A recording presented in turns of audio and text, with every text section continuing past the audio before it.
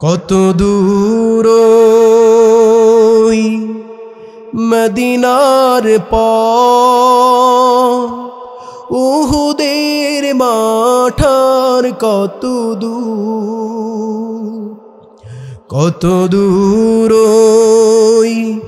মদিনার পথ, উহুদের মাঠার কত দূর, তায়েফের গ্রাম আর কত দূর, কত দূর রাসূলের রওজা বলো, কোথা সেই বেলালের আজানের সুর। বিশ্বনবী যখন মক্কায় ছিলেন 40 বছর সবাই তারে ভালোবাসে, নামটাকে মোহাম্মদ, আর বিশ্বস্ততা দেখে সবাই তারে বলে আল আমিন। কি বলে? সবাই বলে আল আমিন। আল আমিন মানে হচ্ছে বিশ্বস্ত, সত্যবাদী। মোহাম্মদের চাইতে সত্যবাদী আর কেউ হতে পারে না। এবার যখন বিশ্বনবী সাল্লাল্লাহু আলাইহি ওয়াসাল্লাম হেরা গুহার মধ্যে চলে গেলেন, আল্লাহ তাআলা নাজিল করেছেন 5টা আয়াত। কয়টা আয়াত? 5টা আয়াত। এটা কোন সূরায় আছে? সূরাতুল আলাক। আলাকের ভিতর আল্লাহ এই 5টা সূরা প্রথম যেটা নাজিল হয়েছে, ইকরা বিসমি রাব্বিকাল্লাযী খালাক, খালাকাল ইনসানা মিন আলাক, ইকরা ওয়া রাব্বুকাল আকরাম, আল্লাযী আল্লামা বিল কলম, আল্লামাল ইনসানা মা লাম ইয়ালাম। বিশ্বনবীর ওপর যখন এই সূরা নাজিল হয়, সাইয়েদানা রাসূল আকরাম সাল্লাল্লাহু আলাইহি ওয়াসাল্লাম বাড়িতে চলে গেলেন। গিয়ে সাইয়েদাতু খাদিজাকে বললেন, ও খাদিজা, জাম্মিলুনি জাম্মিলুনি, আমারে চাদর দিয়া ঢেকে দাও। খাদিজা ভয় পেয়ে গেলেন, বিশ্বনবীকে চাদর দিয়ে ঢেকে দিলেন। এবারে বিশ্বনবী বলছে, ও খাদিজা, আমি তো আশঙ্কা করতেছি আমি হয়তো মারা যাব, আমি মারা যাব। তখন খাদিজা রাদিয়াল্লাহু তাআলা আনহা বিশ্বনবীকে জবাব দিচ্ছিলেন, ওয়াল্লাহি, বুখারীর বর্ণনা 2বার কসম করেছেন। কয়বার? 2বার। ওয়াল্লাহি ওয়াল্লাহি লা ইউখজিকাল্লাহু আবাদা, আপনার রব আপনারে কখনো ছেড়ে যাবেন না, আল্লাহর কসম করে বলছেন। এবার বিশ্বনবী কালেমার দাওয়াত মক্কায় দিয়েছেন 13 বছর। কয় বছর? 13 বছর। আরো জোরে বলেন, কয় বছর? 13 বছরের ভেতরে প্রথম 3 বছর দিয়েছেন খুব নীরবে। কিভাবে? নীরবে, নিভৃতে। কালেমার দাওয়াতগুলো বলা যায় নাই, বললেই মাইর, বললেই মাইর। 4টা পর্যায় ছিল। প্রথম পর্যায়ে নীরবে দাওয়াত দিচ্ছে, কেউ জানতে পারে নাই। দ্বিতীয় পর্যায়ে বিশ্বনবী যখন কালেমার দাওয়াত প্রকাশ্যে দেয়া শুরু করলেন, সবাই মিলে ঠাট্টা বিদ্রুপ করা শুরু করছে। কি করে? ঠাট্টা বিদ্রুপ, মজা নেয়। মোহাম্মদ কি, এই মোহাম্মদ নাকি কোরআন বলে, কি নাকি বলে, মোহাম্মদকে বলে মাজনুন। আল্লাহ তাআলা কোরআনুল কারীমের মধ্যে বলে দিয়েছেন, নুন ওয়াল কলমি ওয়া মা ইয়াসতুরুন মা আনতা বিনিআমাতি রাব্বিকা বিমাজনুন। ও নবী মুহাম্মদ, আপনার রবের অনুগ্রহে আপনি কখনো পাগল নয়। সুবহানাল্লাহ। রাসূল কি পাগল? পাগল নয়। মক্কাবাসীরা তারা বলে পাগল, মুহাম্মদ পাগল হয়ে গেছে। দ্বিতীয় পর্যায়ে সবাই ঠাট্টা বিদ্রুপ মজা করে। তৃতীয় পর্যায়ে বিশ্বনবী যখন সবাইকে কালেমার দাওয়াত দিচ্ছেন, এমন সময় মক্কার যত বড় বড় নেতা আছে, লিডার, নেতৃস্থানীয় ব্যক্তি, আবু জাহেল, আবু লাহাব, উতবা, সাইবা, মুগীরা, তারা সবাই যখন শুনতে পেল মুহাম্মদ কালেমার দাওয়াত দেয়, এবার সবাই মিলে মুহাম্মদকে এবং মুহাম্মদের অনুসারী যারা আছে সাল্লাল্লাহু আলাইহি ওয়াসাল্লাম যারা আছে সবাইকে সমান তালে নির্যাতন করা শুরু করে দিয়েছে। নাউজুবিল্লাহ। এত নির্যাতন, এত নিপীড়ন, মুসলমানগুলা বের হতেই পারে না। মুসলমান বের হতেই পারে না। কিভাবে বের হবে? এমন সময় রাসূল আকরামের সঙ্গ দিলেন আবু তালেব। নাম কি? সবাই বলেন, নাম কি? রাসূল সাল্লাল্লাহু আলাইহি ওয়াসাল্লামের কি হন? চাচা। বিশ্বনবীর চাচা আবু তালেব বিশ্বনবীকে সঙ্গ দিয়েছেন। শবে আবি তালেবে বিশ্বনবী 3 বছর বন্দী ছিলেন। তখনও আবু তালেব রাসূল আকরামের সাথে ছিলেন। এরপরে যখন আবু তালেব দুনিয়া ছেড়ে চলে গেল, আবু তালেবের পরে খাদিজাও দুনিয়াতে নাই। রাসূলের মন বেশি খুশি না বেজার? বেজার, খুব বেজার। এজন্য রাব্বুল আলামিন, এটা কোন মাস আরবি জানেন আপনারা? রজব মাস। এই রজব মাসে আল্লাহ তাআলা রাসূল আকরামকে সফর করিয়েছেন কোথায়? কোথায়? সপ্তম আকাশে। সুবহানাল্লাযী আসরা বিআবদিহি লাইলাম মিনাল মাসজিদিল হারামি ইলাল মাসজিদিল আকসা। বিশ্বনবীকে আল্লাহ তাআলা সফর করিয়েছেন কোথায়? বাইতুল্লাহ থেকে বাইতুল মাকদাস, এরপরে সপ্তম আকাশ পর্যন্ত বিশ্বনবীকে সফর করিয়েছেন কে? আল্লাহ। রাসূল বন্ধুকে বন্ধুর কাছে নিয়ে গেছেন। বন্ধু, আপনার মনে এত ব্যথা, এত কষ্ট, আপনারা তো একা ছেড়ে দিতে পারি না, আপনি আমার কাছে চলে আসেন। সুবহানাল্লাহ পড়েন। তাহলে নির্যাতন সহ্য করেছেন কয় বছর? সবাই বলেন কয় বছর? 13 বছর। 13 বছর মুসলমানরা নির্যাতন সহ্য করেছে কোথায়? মক্কায়। মনে নেই আপনাদের? সবার মনে আছে তো? এটা হচ্ছে তাফসীরের মাহফিল, কোরআনের মাহফিল, এজন্য এটা ক্লাস। এটা কি ক্লাস? সবাই এখানে কি হুদাই আসছেন যে আসলাম, শুনলাম কিছু, তাবারুক খায় বাড়িতে চলে গেলাম? বিষয়টা এমন না, কিছু নিয়ে যেতে হবে? নিয়ে যাওয়ার জন্য রাজি আছি তো ইনশাআল্লাহ। বিশ্বনবী কত বছর নির্যাতিত হয়েছিলেন? 13 বছর। 13 বছর নির্যাতিত হওয়ার পরে বিশ্বনবী আর বিভিন্ন গোত্রের কাছে আশ্রয় চাইলেন। কি আশ্রয় চাইলেন? আমি আশ্রয় তোমাদের কাছে হিজরত করতে চাই। প্রথমে মুসলমানরা হিজরত করলো আবিসিনিয়ায়, তারপরে মুসলমানরা হিজরত করেছে মদিনায়। প্রথম হিজরত করেছে কোথায়? আবিসিনিয়া। সেখান থেকে হিজরত করেছে মদিনায়। এবার রাসূল আকরাম সাল্লাল্লাহু আলাইহি ওয়াসাল্লাম যখন হিজরত করে যাবেন, আল্লাহ তাআলা বিশ্বনবীকে হিজরতের হুকুম দিলেন। হাজির ইয়া রাসূলুল্লাহ, আপনি হিজরত করেন। হিজরতের কথা শুনে বিশ্বনবী সবার আগে মদিনায় চলে যান নাই? সবার আগে মদিনায় সব সাহাবাদেরকে বললেন, তোমরা একে একে মদিনায় হিজরত করে চলে যাও, তোমরা সবাই মদিনায় হিজরত করে যাও। সবচেয়ে দুর্বল সাহাবীদেরকে আগে আগে পাঠালেন। সব দুর্বল সাহাবীরা মদিনায় চলে গেলেন। মদিনায় গিয়ে মদিনার অবস্থান ঠিক করছেন। আস্তে আস্তে হিজরত করে চলে যাচ্ছেন। হিজরতের কারণ হচ্ছে কাফেররা এত পরিমাণ জুলুম আর নির্যাতন করছে, তাদের নির্যাতন আর সহ্য করার মতো নয়। নির্যাতন আর সহ্য করার মতোই না। দেখেন নাই, নির্যাতন সহ্য করতে না পেরে আমাদের বাংলার শ্রেষ্ঠ মুফাসসির তাফসীর কারক আল্লামা মিজানুর রহমান আজহারি হাফিজাহুল্লাহ চলে গেছিলেন কোথায়? মালয়েশিয়া। এটাকে বলে কি? হিজরত। কেন চলে গেছেন? ভয়ে যে আমার হয়তো আল্লামা সাইদির মতো অবস্থা হতে পারে, ঠিক কিনা বলেন? কিন্তু উনি হয়তো দেশে আসেন নাই। উনি আসছেন ঠিকই, যারা ওনাকে বিদেশে পাঠিয়েছিল তারাই আজকে দেশে নাই, ঠিক কিনা বলেন?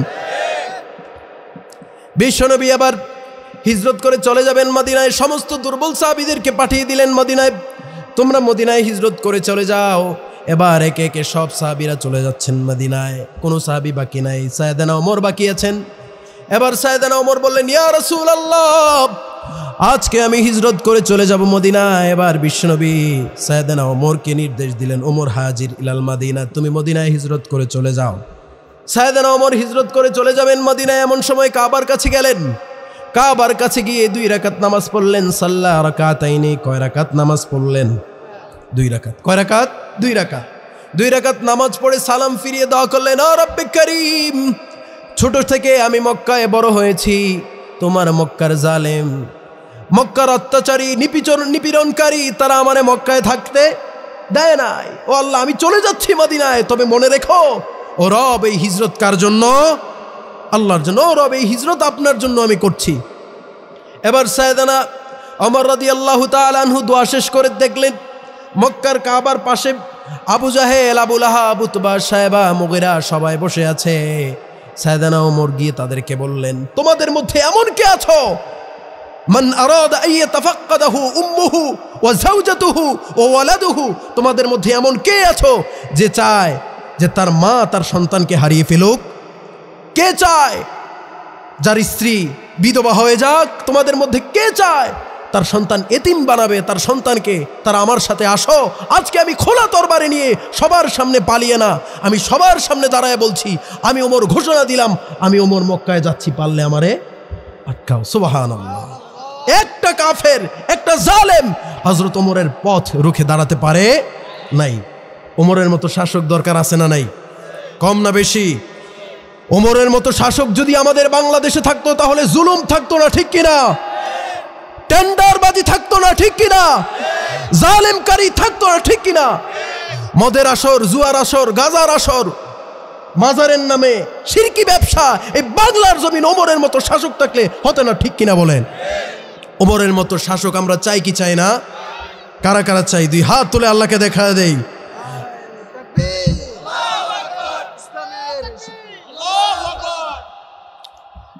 এজন্য ওমরের মতো শাসক আমাদের দরকার আছে না নাই? আমরা তো রাসূল পাবো না, কিন্তু ওমরের মতো শাসক তো পেতে পারি, পারি না? প্রভু তুমি বলেছ রাসূল দেবে না, বলনি দেবে না ওমর, বলনি দেবে না হামজা তারিক, খালিদ বিজয়ী সময়। প্রভু তুমি বলেছ রাসূল দেবে না, বলনি দেবে না ওমর, বলনি দেবে না হামজা তারিক, খালিদ বিজয়ী সময়। সবাই পড়ি আমিন। আল্লাহ আমাদের জন্য ওমরের মতো একজন শাসক তৈরি করে দেখ, পড়ি আমিন।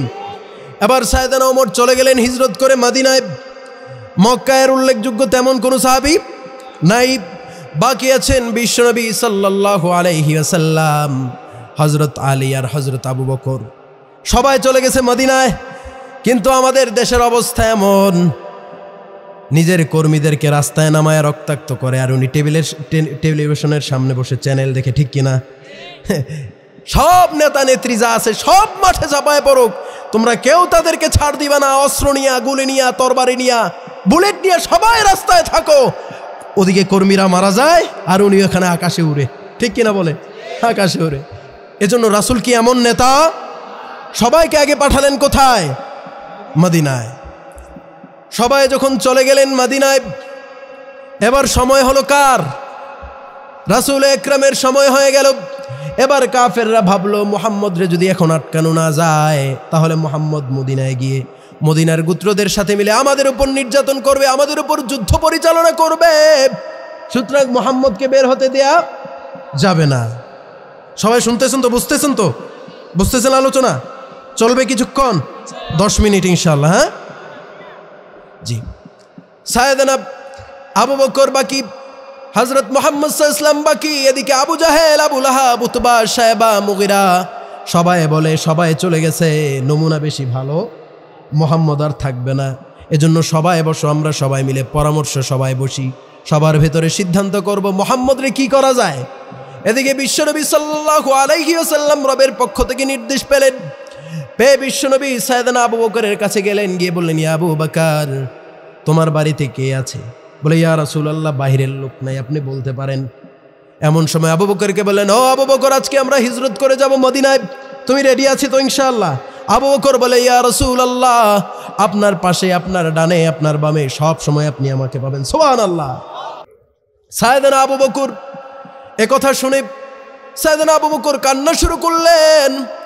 সাইয়েদনা আয়েশা রাদিয়াল্লাহু তাআলা আনহা বলেন, আমার বাবাকে জিজ্ঞেস করলেন, বাবা, হিজরতের সফর এত সহজ না, অনেক কঠিন সফর, আপনি কেন খুশিতে কাঁদেন? আবু বকর বলে, রব্বুল আলামিন যে আমার মতো একজন নগণ্যকে বিশ্বনবীর সাথী বানিয়েছেন, তার জন্য আমি খুশিতে কাঁদি। সুবহানাল্লাহ। কতটা ভালোবাসত রাসূলকে। এদিকে বিশ্বনবী বাড়িতে চলে এলেন, এদিকে সভা বসলো দারুন নাদওয়ায়, কিভাবে মুহাম্মদকে রুখে দেয়া যায়, মুহাম্মদের চক্রান্ত রুখে দেয়া যায়, দিনের দাওয়াত বন্ধ করা যায়। সবাই মিলে বসলো, আবু জাহেল, আবু লাহাব, উতবা, শায়বা, সবাই এখানে বসা। সবাই যখন বসা, এখন পরামর্শ দিচ্ছে সবাই। একজন বলে, মুহাম্মদকে বন্দি করো। সবাই বলে, না, বন্দি করলে আন্দোলন শুরু হয়ে যাবে, তারে ছোটায় নিয়ে যাবে। এবার সবাই বলে, মুহাম্মদ রে মদিনার দিকে বের করে দাও। এটার পরামর্শ দিছে, এটাও গ্রহণীয় হয় নাই। বিখ্যাত কাফের নাম কি? আবু, সবাই বলেন নাম কি? বিখ্যাত কাফের, তার নাম ছিল আবুল হেকাম। নাম ছিল কি? নাম ছিল আবুল হেকাম, কিন্তু হয়ে গেল আবু জাহেল। আবুল হেকাম মানে জ্ঞানীর পিতা, আবু জাহেল মানে মূর্খদের পিতা। আবু জাহেল এবার পরামর্শ দিল, মুহাম্মদ রে ছেড়ে দিয়েও লাভ নাই, বন্দি করেও লাভ নাই, বন্দি তো 3 বছর রাখছো, এখন একটা কাজ করি সবাই মিলে, মুহাম্মদ রে আমরা ঘরে আটকায় মেরে ফেলি। নাউজুবিল্লাহ। এত আস্তে কেন? এখন আবু জাহেলের এই পরামর্শ সবার পছন্দ হইল। এখন আবু জাহেল বলল, এখন আমি আবু জাহেল যদি একা যাই তাহলে মদিনাবাসীরা সবাই আমার কাছে আসবে, আমার উপর নির্যাতন চালাবে, আমি একা যাবো না। চলো আবুল আহাব, উতবা, সাহেবা, মুগিরা, আমরা সবাই মিলে যাই। আন্দোলন যদি করে পুরা মক্কার বিরুদ্ধে করবে, একজনের বিরুদ্ধে করবে। আমি একা কেন মরবো, আমি একা কেন মরবো? চলো চলো তোমরা সহ আমার সাথে চলো। এবার আবু জাহেল চলে গেলেন কোথায়? বিশ্বনবীর ঘরের পাশে। বিশ্বনবীর ঘরের পাশে যাওয়ার পরে সবাই মিলে চারপাশে বেরি দিয়ে বসে আছে। এমন সময় রাসূল আকরাম ঘরে সাইয়েদনা আলীকে বললেন, ও আলী, তুমি ঘরের ভিতরে ঘুমায় থাকো, যখন দেখবা কাফেররা চলে এসেছে আমার খবর জানাবা না। তাদের কিছু আমানত আমার কাছে আছে, সবগুলো তুমি কাফেরদের হাতে ফিরাইয়া দিবা। সুবহানাল্লাহ। 13 বছর কালেমার দাওয়াত দিয়েছেন এই কাফেরগুলো, এই বেঈমানগুলো, এই নাস্তিকগুলো, তারপরে মুহাম্মদের উপর থেকে এক চুল পরিমাণ বিশ্বাস হত হয় নাই। এতটা বিশ্বাস ছিল মুহাম্মদ সাল্লাল্লাহু আলাইহি ওয়াসাল্লামের উপর। সবাই পড়ি সুবহানাল্লাহ। এখন আলীকে শোয়ায় দিয়ে গেলেন। আল্লাহ তাআলা কোরআনুল কারীমের ভিতরে আয়াত নাযিল করে দিলেন, وَإِذْ يَمْكُرُ بِكَ الَّذِينَ كَفَرُوا لِيُثْبِتُوكَ أَوْ يَقْتُلُوكَ أَوْ يُخْرِجُوكَ وَيَمْكُرُونَ وَيَمْكُرُ اللَّهُ وَاللَّهُ خَيْرُ الْمَاكِرِينَ। জোরে জোরে বলি আল্লাহু আকবার। আল্লাহ তাআলা বলছেন, ইয ইয়ামকুরু বিকাল্লাযীনা কাফারু, ও নবী, তারা আপনাকে নিয়ে চক্রান্ত করেছে। কি চক্রান্ত করেছে? লিউসবিতুকা, তারা আপনাকে বের করে দিবে, তারা আপনাকে শেষ করে দিবে। আও ইয়াকতুলুক, আপনাকে তারা হত্যা করে ফেলবে। আও ইউখরিজুক, তারা আপনাকে বের করে দিবে। ওয়ায়ামকুরুন, তারা সবাই মিলে চক্রান্ত করেছে। ওয়ায়ামকুরুল্লাহ, আর চক্রান্ত কৌশল করেছেন আল্লাহ তাআলা। ওয়াল্লাহু খায়রুল মাকিরিন, সবচাইতে উত্তম পরিকল্পনাকারী একজন তিনি কে? আবু জাহেল পরিকল্পনা করেছে, উতবা পরিকল্পনা করেছে, সাহেবা পরিকল্পনা করেছে।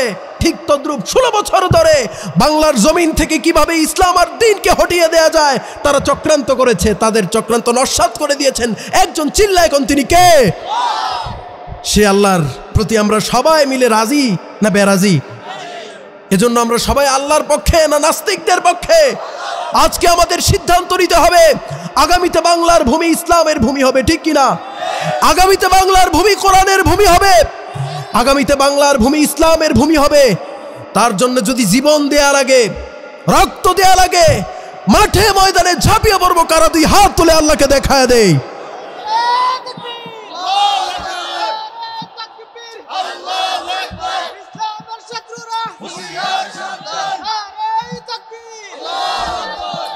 এবার সবাই মিলে ঘরের পাশে বসে গেল। এবার রব্বুল আলামিন মুহাম্মদ সাল্লাল্লাহু আলাইহি ওয়াসাল্লামকে বললেন, ও নবী, আপনি এখন ঘর থেকে বের হন। ঘর পাহারা দিতে আসছে 11 জন। কয়জন? 11 জন আসছে। মুহাম্মদ সাল্লাল্লাহু আলাইহি ওয়াসাল্লামকে মক্কা থেকে মদিনায় যেতে দিবে না। সবাই মিলে দরজার পাশে সব দিক দিয়ে বসা। শাহাতিল ফুজুহ বলে বিশ্বনবী এক ফু দিয়ে মাটির ভিতরে ফু দিয়ে বাহিরে নিক্ষেপ করলেন। এরপরে আল্লাহ তাআলা সূরাতুল ইয়াসিনের ভিতরে কোট করে দিয়েছেন, ও নবী, ওয়াজআলনা মিন বাইনি আইদিহিম সাদ্দাও ওয়া মিন খালফিহিম সাদ্দাও ফাআগশাইনাহুম ফাহুম লা ইউবসিরুন। জোরে জোরে বলি আল্লাহু আকবার। ওয়াজআলনা মিন বাইনি আইদিহিম সাদ্দা ওয়া মিন খালফিহিম সাদ্দা, ও নবী, তাদের সামনে আমি বেড়াজাল তৈরি করে দিয়েছি। ওয়া মিন খালফিহিম সাদ্দা, পেছনেও বেড়াজাল তৈরি করে দিয়েছি।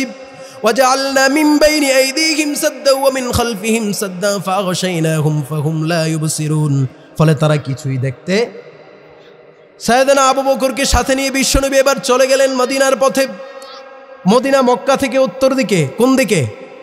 বিশ্বনবী এবার বেরোলেন দক্ষিণ দিকে। কোন দিকে? দক্ষিণ দিকে এটাকে বলে তাওরিয়া। একটু কৌশল করলেন, সবাই যাবে কোন দিকে? যদি মুহাম্মদ সাল্লাল্লাহু আলাইহি ওয়াসাল্লামকে খুঁজে যাবে কোথায়? উত্তর দিকে। রাসূল বেরোলেন কোথায়? দক্ষিণ দিকে। বিশ্বনবী সাল্লাল্লাহু আলাইহি ওয়াসাল্লাম আবু বকরকে নিয়ে দক্ষিণ দিকে রওনা হয়েছেন। সকালবেলা কাফেররা দেখে চাদর মুড়ি দিয়ে কে যেন ঘুমায় আছে। গিয়ে দেখলেন সাইয়েদনা আলী ঘুমায় আছে। এবার সাইয়েদনা আলীর চাদর সরাই বলে, আলী, তুমি এখানে কেন? কয়, আমাকে রাসূল শোয়াই দিয়ে গেছেন। কয়, বিশ্বনবী কোথায়? কয়, রাসূল কোথায় আছে আমি জানি। এখন রাসূল কোথায় আছে আলী কি জানে? যাচ্ছে মদিনার পথে, এটা জানে। কোথায় আছে এটা জানে। সুতরাং আলী রাদিয়াল্লাহু তাআলা আনহু মিথ্যা বলছেন? এবার কাফেররা খুব ভৎসনা করলো। এবার সবাই মিলে ভাবলো মুহাম্মদকে তো এভাবেই ছেড়ে দেয়া যায় না। সব লোক রেডি করে দিল, তোমরা সবাই মিলে মুহাম্মদকে তালাশ করো, মুহাম্মদকে পালাতে দেয়া যাবে। সবাই মিলে মুহাম্মদ সাল্লাল্লাহু আলাইহি ওয়াসাল্লামকে খোঁজা শুরু করে দিয়েছে। এবার খুঁজতে খুঁজতে তারা চলে গেল গারে সাউর। কোন গুহায়? হেরা গুহায় চলে গেল। কোথায়?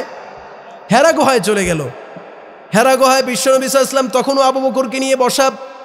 সাইয়েদনা আবু বকর যখন জাবালে সাউর গুহা, হেরা গুহা না, জাবালে সাউর, সাউরের ভিতরে যখন বিশ্বনবী গেলেন, সাইয়েদনা আবু বকর বললেন, ইয়া রাসূলুল্লাহ, আমি আগে গুহার ভিতরে ঢুকি, দেখি অবস্থান ভালো কিনা, যদি ভালো দেখি আপনাকে ডাকবো। গুহার ভিতরে চলে গেলেন, গুহা পরিষ্কার করে এবার বিশ্বনবীকে ডাকলেন, ইয়া রাসূলুল্লাহ উদখুল ফিল গার, আপনি গুহার ভিতরে প্রবেশ করেন। তিনি গুহার ভিতরে প্রবেশ করে দিলেন। প্রবেশ করার পরে বিশ্বনবী গুহার ভিতরে বসে আছেন। এমন সময় কাফেররা পায়ের ছাপ, পদচিহ্ন খুঁজতে খুঁজতে চলে আসছে কোথায়? ওই যে গুহার কাছে। এবার আবু বকর চিন্তাগ্রস্ত, হতাশাগ্রস্ত, পেরেশানগ্রস্ত। সাইয়েদনা আবু বকর চোখের পানি ছেড়ে দিয়েছেন, ইয়া রাসূলুল্লাহ, আজকে বুঝি আমাদের রক্ষা নাই, আর বাঁচতে পারবো না। যদি একটু মাথা নোয়া দেয় তাহলে পাগুলো দেখা যাবে, তাদেরকে দেখা যাবে। এবার আবু বকর রাদিয়াল্লাহু তাআলা আনহু কান্না করতেছেন, ইয হুমা ফিল গার ইয ইয়াকুলু লিসাহিবিহি লা তাহজান ইন্নাল্লাহা মা'ানা। সাইয়েদনা আবু বকর গুহার ভিতরে, ইয ইয়াকুলু লিসাহিবিহি, আবু বকর বললেন আমরা তো মারা যাব। সাইয়েদনা আবু বকরকে বিশ্বনবী জবাব দিলেন, লা তাহজান ইন্নাল্লাহা মা'ানা। জোরে জোরে বলি আল্লাহু আকবার। ও নবী মুহাম্মদ, আমি নবী মুহাম্মদ আবু বকর তোমাকে বলছি, লা তাহজান, ভয় পাও না, ঘাবড়ে যেও না, ইন্নাল্লাহা মা'ানা, আল্লাহ নিশ্চয়ই আমাদের সাথে আছেন। জোরে বলি সুবহানাল্লাহ। আমাদের সাথে সব সময় কে আছেন? সবাই গুহার সামনে বসা। ওপরে দেখলো মাকড়সা। কি দেখলো? খুব শক্তিশালী জিনিস, একদম দুর্বল না। দীর্ঘ 16 বছর আন্দোলন করেছে, দলীয় বিদলীয় শক্তিশালী দলগুলো আন্দোলন করেছে, দেশের সিংহভাগ আলেমদেরকে ফাঁসির কাস্টে ঝুলিয়েছে, তারপরেও তার পতন হয় নাই। কিন্তু ক্ষুদ্র ক্ষুদ্র ছাত্র জনতা এমনভাবে ঝাঁপায়া পড়ছে, ঘরের ভিতরে আর তাকে থাকতে দেয় নাই, মামুর বাড়ি দিল্লি পাঠায় দিয়েছে। জোরে বলেন ঠিক কিনা? আল্লাহ তাআলা ওই যে ঘটনা থেকে শিক্ষা নেয় নাই। আল্লাহ তাআলা কোরআনে এগুলো কেন বলছে? তাদের মতো নেত্রীদের জন্য বলছে, তাদের মতো শাসকদের জন্য বলছে, বেশি পালায়ও না। মাকড়সার মতো জিনিস দিয়ে আমি মুহাম্মদকে বাঁচায় দিয়েছি, আর ক্ষুদ্র ছাত্র জনতা দিয়া তোমার মামু বাড়ি দিল্লি পাঠায় দেব। আল্লাহ তাআলার মতো এমন কৌশলকারী আর কেউ আছে? আল্লাহর সামনে সবাই ভিখারি। এবার রাসূল আকরাম সাল্লাল্লাহু আলাইহি ওয়াসাল্লাম বারবার মদিনার দিকে ফিরে ফিরে তাকায়। 3 দিন ছিলেন এই গুহার ভেতরে। আবু বকর রাদিয়াল্লাহু তাআলা আনহুর পুত্র আব্দুল্লাহ সব সময় বাবার জন্য খাবার নিয়ে আসে। এত কষ্টের ছিল। খাবার যখন আনবে, আবু বকর রাদিয়াল্লাহু তাআলা আনহুর একমাত্র কন্যা আসমা বিনতে আবি বকর, উনি যখন খাবার দিচ্ছেন বাবার জন্য, খাবার যে বেঁধে দিবেন দেওয়ার মতো কোনো রশি নাই, কোনো রশি। এত বড় একজন সম্পদশালী মানুষ রশি পায় না, খোঁজে। এই যে কোমরে যে বাঁধে, এটাকে কি বলে? নেত। কি বলে? নেত। আরবিতে বলা হয় নিতাক। আবু বকর রাদিয়াল্লাহু তাআলা আনহুর কন্যা আসমা বিনতে আবু বকর রাদিয়াল্লাহু তাআলা আনহা এই নেত খুলে 2 টুকরা করে পানির মশকের ভিতরে একটা বাঁধ দিলেন, একটা বাঁধ দিয়ে আরেকটা বাঁধ দিলেন খাবারের পুটলিতে দিয়ে পাঠিয়ে দিলেন। এখানে আবু বকর রাদিয়াল্লাহু তাআলা আনহুর কাছে খাবার নিয়ে যাচ্ছেন আব্দুল্লাহ ইবনে আবু বকর। উনি যখন গুহার ভিতরে যাচ্ছেন, আসার আগে আবু বকরের এক আজাদকৃত দাস ছিল। ওই দাসকে বললেন, আব্দুল্লাহ যেদিকে আসবে ওর পাশে তুমি আমার ভেড়াগুলোকে চড়াবা। অর্থাৎ আব্দুল্লাহ ইবনে আবু বকর উনি যাবেন গুহার দিকে, আর তুমি এই ভেড়াগুলো নিয়ে যাবে কোথায়? আব্দুল্লাহর পিছন পিছন। কেন যাবা? যেন তারা এই পায়ের চিহ্ন আর খুঁজে না পায়। সুবহানাল্লাহ। পায়ের চিহ্ন যেন আর খুঁজে না পায়। এবার চলে গেলেন। সাইয়েদনা আবু বকর 3 দিন ছিলেন এই গুহার ভেতরে। 3 দিন পর গুহা থেকে বের হলেন। এর আগে রাসূল আকরাম সাল্লাল্লাহু আলাইহি ওয়াসাল্লাম 2 জন লোক ঠিক করে রেখেছিলেন। কয়জন? 2 জন। ওই লোক মুশরিক ছিল। কি ছিল? মুশরিক। কেন ঠিক করেছিল? আমরা যে উল্টা পথে যাই, এই পথ আর চিনি না, এই পথ তুমি আমাদেরকে দেখায়া নিয়ে যাবা। কেমন বিশ্বস্ত একজন মুশরিককে বিশ্বাস করা যেত। বর্তমান সমাজে আমাদের দেশে নামাজের সামনের কাতারের বহু এমন মুসল্লি আছে যাদেরকে বিশ্বাস করা যায় না। সামনের কাতারে 5 ওয়াক্ত নামাজ, এদিকে ক্ষেতের লাইল কোভায়া, ক্ষেত ছিল এটা 30 শতক হয়ে গেছে 35 শতক। এমন লোক নাই, সব জায়গায় আছে, আমাদের এই পুটিয়াজুরিতে নাই আছে। ওমা কি কর, এমন করা যাবে? একজন মুশরিককে বিশ্বাস করা যায়। 2টা উট নিয়ে আবু বকর রাদিয়াল্লাহু তাআলা আনহুর পাশে পাশে যাচ্ছেন। এবার আবু বকর রাদিয়াল্লাহু তাআলা আনহু কিছুক্ষণ যাচ্ছেন সামনে, কিছুক্ষণ যাচ্ছেন পিছে, কখনো সামনে কখনো পেছনে। এবার বিশ্বনবী জিজ্ঞেস করলেন, ইয়া আবা বকর লিমা তামশি আমামি, কেন তুমি আমার সামনে দিয়ে যাও? ওয়ালিমা তামশি খালফি, কেন আমার পেছন ভীষণ হাঁটো? এবার আবু বকর রাদিয়াল্লাহু তাআলা আনহু জবাব দিলেন, ইয়া রাসূলুল্লাহ, যখনই আমার মনে হয় শত্রু সামনের দিক থেকে আসবে তখনই আমি সামনে যাই যেন আপনার গায়ে কোনো আঘাত না লাগে, আর যখন আমার মনে হয় পিছন দিক দিয়ে শত্রু আসবে তখন আমি আপনার পেছনে চলে যাই যেন আপনার উপর কোনো আঘাত। সুবহানাল্লাহ, এমনভাবে চলে যাচ্ছেন। এদিকে ওরা তো পেরেশান, ওরা কি পেরেশানগ্রস্ত। এখন সবাই মিলে মুহাম্মদ সাল্লাল্লাহু আলাইহি ওয়াসাল্লামকে আর খুঁজে পাওয়া যায় না। এবার ঘোষণা দিয়ে দিল যে মুহাম্মদের আস্ত জীবন্ত মাথা কল্লা কাঠা অবস্থায় আমার সামনে নিয়ে আসবে। আবু জাহেল ঘোষণা দিল তাকে মক্কার সবচাইতে বিরল 100 লাল উট উপহার দিব। নাউজুবিল্লাহ, 100 কি উট? লাল উট। এই সম্পদের লোভ দেখায়া মক্কার এই যুবকগুলারে দিছে খেপায়া, মক্কার যুবকগুলারে খেপায়া দিছে, সম্পদের লোভ দেখায়া দিছে, এই পদের লোভ দেখায়া। আমাদের দেশের যুবকরা এত খারাপ নয়, আমাদের দেশের যুবকরা এত উশৃঙ্খল নয়, কিন্তু বিগত সালে আমরা দেখেছি 16 বছর যাবৎ অর্থের লোভ দেখায়া আমাদের দেশের হাজারো যুবককে তারা ছাত্রলীগ নামের কুলাঙ্গার বানিয়েছে। ঠিক কিনা বলেন?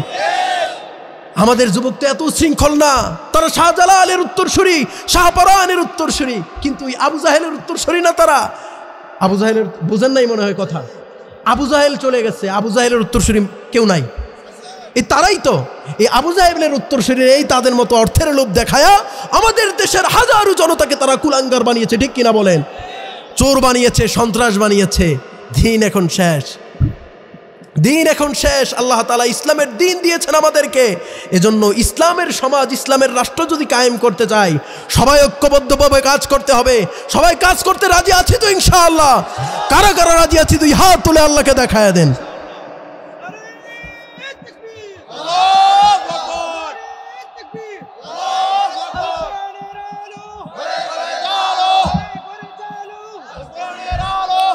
এবার আবু বকর রাদিয়াল্লাহু তাআলা আনহু সহ তাদের মাথা আনার জন্য, মনে আছে আপনাদের? উট কয়টা? কি উট? লাল উট। লাল উট সহজে পাওয়া যায় না, বিরল। এই লাল উট উপহার দেওয়ার জন্য ঘোষণা দিয়ে দিল। এই ঘোষণা শুনে সবাই তো রেডি। এমন সময় পথিমধ্যে একজন লোক দেখে আবু বকর রাদিয়াল্লাহু তাআলা আনহুকে চিনে ফেলছে। সেও ঘোষণা, এই বসো বসো, ওঠা যাবে না, উঠলে আলোচকের আলোচনা নষ্ট হয়ে যায়, মনোযোগ নষ্ট হয়। আপনারা কি ওঠার জন্য আসছেন? অন্তত এতটুকু প্রতিশ্রুতি দেন যে আমরা কেউ উঠবো না।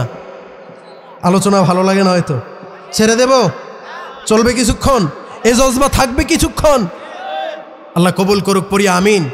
এই ঘোষণা পায় সবাই তো রেডি। একজন লোক আবু বকরকে চিনে ফেলছে। আবু বকর রাদিয়াল্লাহু তাআলা আনহুকে চিনে জিজ্ঞেস করতেছে, ইয়া আবু বকর, তোমার সাথের যে এই লোকটা কে? এখন এর উত্তর সহজ না কঠিন? যদি বলে চিনি না, সত্য না মিথ্যা? যদি বলি চিনি, এটা মুহাম্মদ, তাহলে কল্লা চলে যাবে আবু জাহেলের হাতে। পরিস্থিতি খুব সহজ না কঠিন? বলেন, পরিস্থিতি খুব কঠিন। এখন আবু বকর রাদিয়াল্লাহু তাআলা আনহু তাওরিয়া করলেন। কি তাওরিয়া? আবু বকর রাদিয়াল্লাহু তাআলা আনহু এমন চমৎকার এক জবাব দিলেন। আবু বকর বললেন, হুয়া ইয়াহদিন, সে আমার পথ প্রদর্শক, আমারে পথ দেখায়। সে আমারে পথ দেখায়। পথ দেখায় তো আরেকজন, তার নাম হচ্ছে নিতাকা। সে আমারে পথ দেখায়। এখন মুহাম্মদ সাল্লাল্লাহু আলাইহি ওয়াসাল্লাম পথ দেখায় মানে কি? আবু বকর মনে মনে উদ্দেশ্য নিলেন, আমি তো কালেমার রাস্তা জানতাম না, কোরআনের পথ চিনতাম না, সিরাতাল মুস্তাকিমের পথ আমি জানতাম না, আমাকে এই লোকটা পথ দেখায়। সুবহানাল্লাহ, ছেড়ে দিছে। এখন যাও। কিছুক্ষণ পরে আরেক দল লোকের সামনে দেখা হলো, তার নাম হচ্ছে সোরাকা। নাম কি? সোরাকা। সে আবার লালট পাওয়ার জন্য খুব খুশি, আরে আমার লালট পেতে হবে।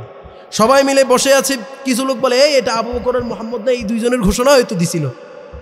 এ কথা শুনে সোরাকা বলে না, এরা না, এরা এরকম না, এরা আসলে মদিনার দিকে এই দিক দিয়ে যায় নাকি, ওটাও যায় অন্য দিক দিয়া, এরা না।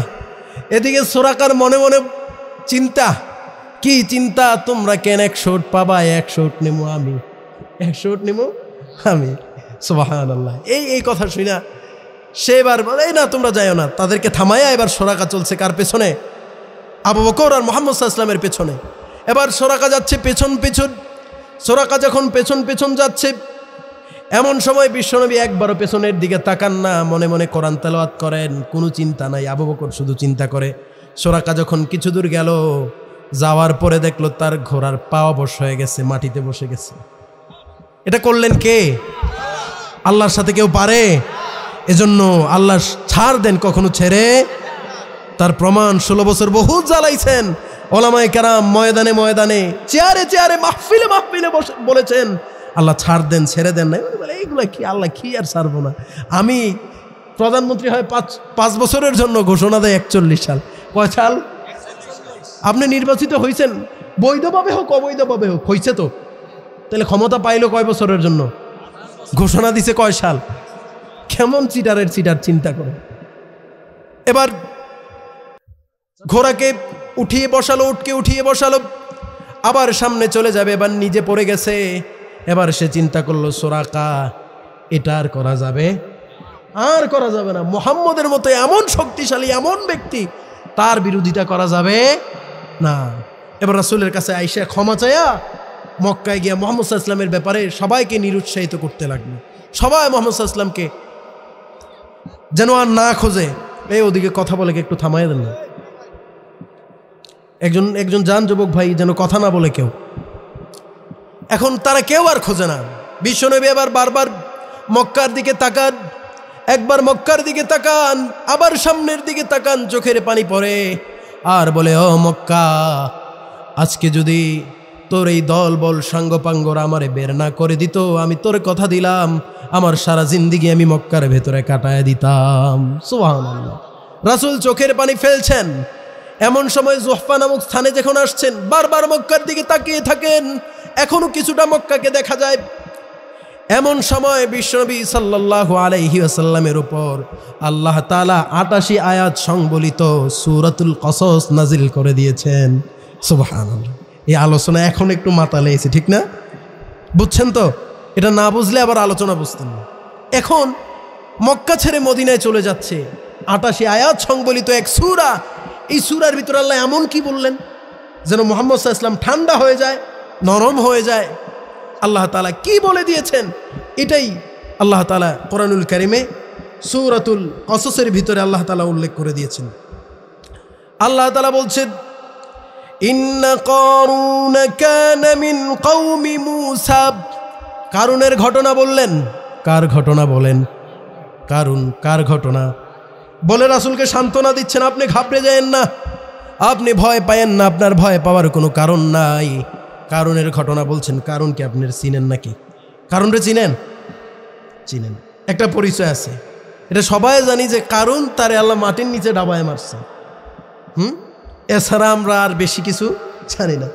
কারুন বনি ইসরাইল যুগে এক ব্যক্তি ছিল, ওনার নাম ছিল কাসাস। নাম কি?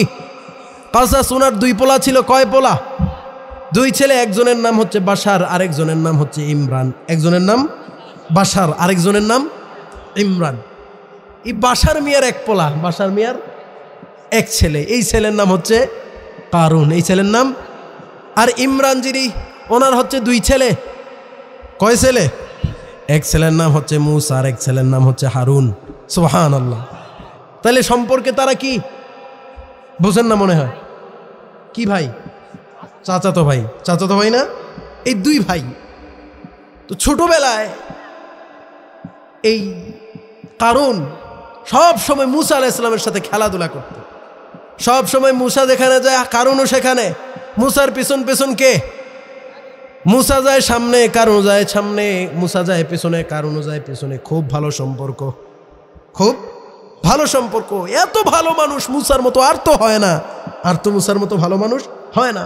ঠিক তদ্রুপ ওই মক্কার মতো, ইয়া রাসূলুল্লাহ, নবুয়ত পাওয়ার পূর্বে মক্কার সবাই আপনারা আপন করে নেয়, আপনার নেতা মানে, আপনার লিডার মানে, আপনার সামনে কেউ কথা বলে না।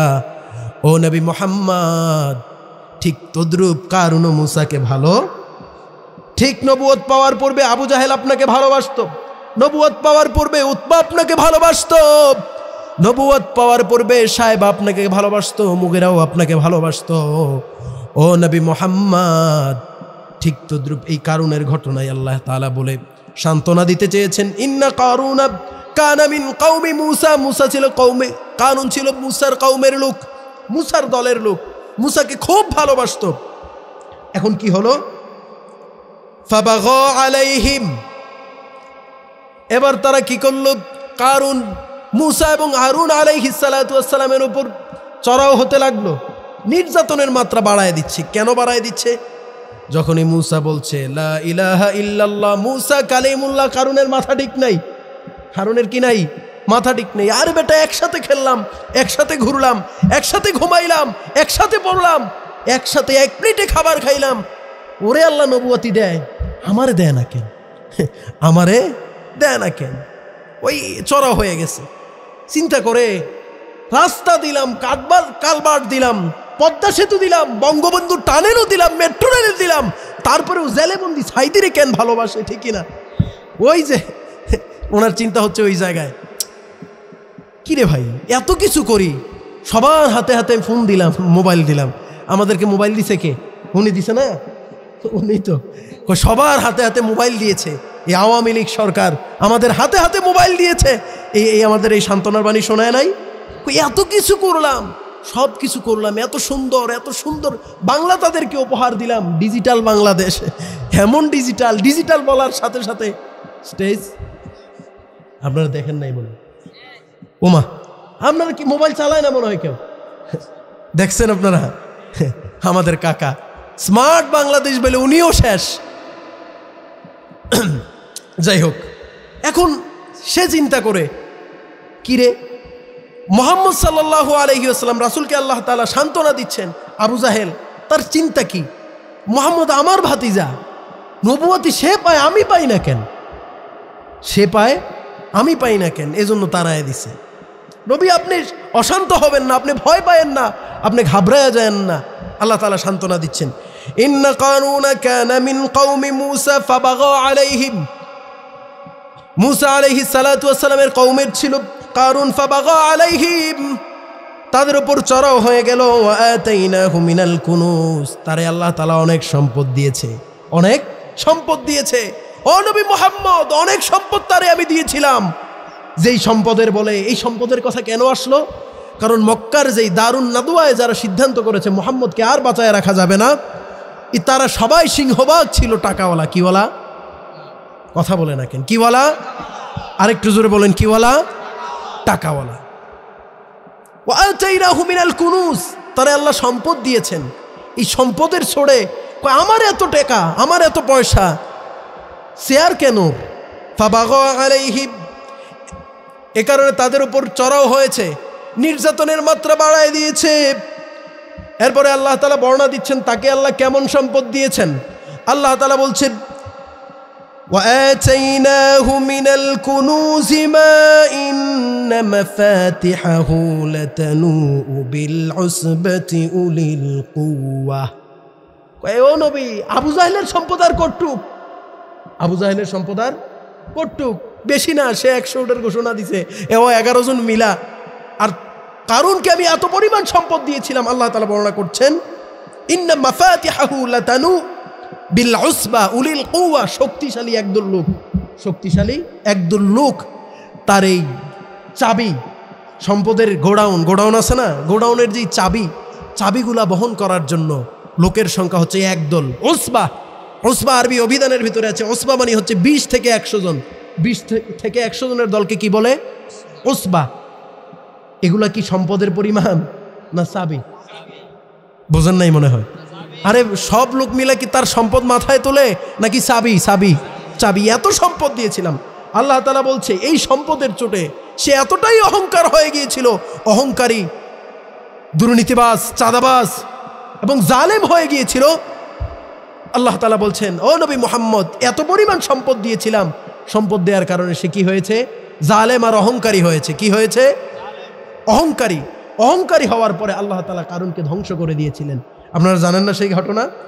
অহংকার এমন এক জিনিস, আল কিবরিয়া রিদাই, অহংকার এটা আমার চাদর, আমার চাদর নিয়ে যে টানাটানি করবা তারে আমি মামু বাড়ি দিল্লি পাঠায় দিব, ঠিক কিনা বলেন? এই রবের চাদর নিয়ে টানাটানি করা যাবে না। অহংকার আমাদের মধ্যে নাই, মনে হয় আমার মধ্যেও নাই, এটা আল্লাহ ভালো বলতে পারবে। এখন অহংকার সম্পর্কে যেহেতু কথা আসছে একটু বলেই ফেলি। অহংকার আমাদের ভিতরে আছে, এটা বুঝবো কেমনে? এটা একটু জানা দরকার না? অহংকার আছে, এটা বোঝা যায় কেমনে? এটা এই সামনে 2-3 মিনিটের কথার পরে আপনারা সবাই বুঝবেন আপনাদের ভিতরে অহংকার আছে কিনা। শুনবেন তো ইনশাআল্লাহ? অহংকার 4 প্রকার। কয় প্রকার? অহংকারের বীজ, অহংকারের চারা, অহংকারের গাছ, অহংকারের গাছের ফসল। কয়টা? 1 নাম্বার কি? আরে এত আওয়াজ কম কেন? তাবারুক আছে সবাই, গরম গরম হচ্ছে। 1 নাম্বার কি? বীজ। 2 নাম্বার, 3 নাম্বার গাছ, 4 নাম্বার ফসল। এখন অহংকারের বীজ, বীজ হচ্ছে আপনার কোনো গুণ আছে কিনা আপনি দেখবেন। আপনার কি কোনো গুণ আছে? এখন আপনি দেখলেন, হ্যাঁ আমার তো গুণ আছে। আমার কি গুণ? আমি তো কথা বলতে পারি। আমার গুণ আমার চোখ আছে। আমার গুণ হলো আমি কানে শুনি। আমার গুণ হলো আমি চোখে দেখি। আমার গুণ হলো আমি পায়ে হাঁটি। আমার গুণ হলো আমার কণ্ঠ আছে, অনেক সুন্দর সুন্দর গানও গাইতে পারি। এখন আপনি মনে মনে ভাবলেন, আমার তো গুণ আছে, এই গুণের কারণে আমি তো প্রশংসা পাওয়ার যোগ্য। এই কেউ প্রশংসা করলে এবং সামনে যাই বলি এই আমার জানি একটু প্রশংসা করে, যদি এই মনোভাব তৈরি হয় তার মানে বোঝা গেল এটা মনে মনে। এটা কি? মনে মনে। তাহলে বোঝা গেল আপনার মনের ভিতরে অহংকারের বীজ আছে। বীজ কোথায় থাকে? মাটির উপরে না নিচে? এজন্য প্রশংসা সবসময় একজনের হবে। তিনি কে? রব্বুল আলামিন বলেন, আলহামদুলিল্লাহি রাব্বিল আলামিন আর রহমানির রহিম। প্রশংসা একজনের, তিনি কে? আল্লাহ। এবার অহংকারের দ্বিতীয় পর্যায়ে 2 নাম্বার চারা। কেমনে বুঝবেন? এখন আপনার ভিতরে যেই গুণগুলো আছে, আপনি মানুষের কাছে কয়ে কয়ে বেড়ান, বলে বলে বেড়ান, আমি গান গাইতে পারি, আমি কথা বলতে পারি, আমি অনেক সুন্দর কথা বলতে পারি, জানো আমার যেই টাকা আছে অমুকের কিন্তু এটা নাই। এই নিজেই নিজের প্রশংসা করে এমন লোক নাই মনে হয় সমাজে? কম না বেশি? যদি এমন হয় তাহলে আপনি মনে করবেন আপনার ভিতরে অহংকারের যে বীজ ছিল, বীজটা থেকে আস্তে আস্তে একটু চারা বের হয়েছে। এখন 3 নাম্বার, চারা থেকে কি হয়? গাছ। এখন যদি এমন হয় আপনারও গুণ আছে, ওনারও গুণ আছে, আপনারও টাকা আছে, ওনারও টাকা আছে, আপনি যাই বলেন, এই বেটা তার কি টাকা, তার চাইতে অনেক বেশি আমার টাকা, তাকে হেয় করছেন। এই হেয় করার কারণে আপনি বুঝে নেবেন, এমন যদি করে থাকেন আপনার ভেতরে অহংকারের চারাটা, এটার চারা নাই, কি হয়ে গেছে? গাছ হয়ে গেছে। এখন যদি এমন হয়, অহংকার যদি চূড়ান্ত পর্যায়ে পৌঁছে যায়, যদি এমন হয় আপনার টাকার কারণে আপনি তার হেয়ই প্রতিপন্ন করলেন না, আপনার টাকা দিয়ে আপনি তার উপর চড়াও হয়েছেন, তার জমি দখল করে নিয়েছেন, তার গাছ দখল করে নিয়েছেন, তার বাড়ি দখল করে নিয়েছেন, বুঝে নিতে হবে আপনার অবস্থা কারুনের মতো হয়ে যাবে। কারণ আপনার অহংকারের গাছ, এটা আর গাছ নাই, গাছের ভিতরে ফল এসে পড়েছে। এজন্য অহংকার করা যাবে। এই কারুনের ওই অহংকার দেখে আল্লাহ তাআলা কোরআনের ভিতরে বলে দিচ্ছেন, এই কারুনের কওমের লোকেরা তারে কয়েকটা নসিহা করলো। কি করলো? নসিহত করলো। 1 নম্বরে নসিহত করলো, লা তাফরাহ ইন্নাল্লাহা লা ইউহিব্বুল ফারিহিন। ও কারুন, তুমি বেশি অহংকার করো। লা তাফরাহ, সম্পদ বেশি খুশি হয়ো না। মনে করছো দেশের প্রতিটা ক্ষেত্রে তুমি তোমার লোক বসায়া ইসলামকে, আমার দ্বীনকে দূর করে দিবা, এটা বেশি খুশি হয়ো না। বাপের পরেও 1 মাঘে শীত যায় না। লা তাফরাহ, ও কারুন খুশি হয়ো না, তুমি বেশি খুশি হয়ো না।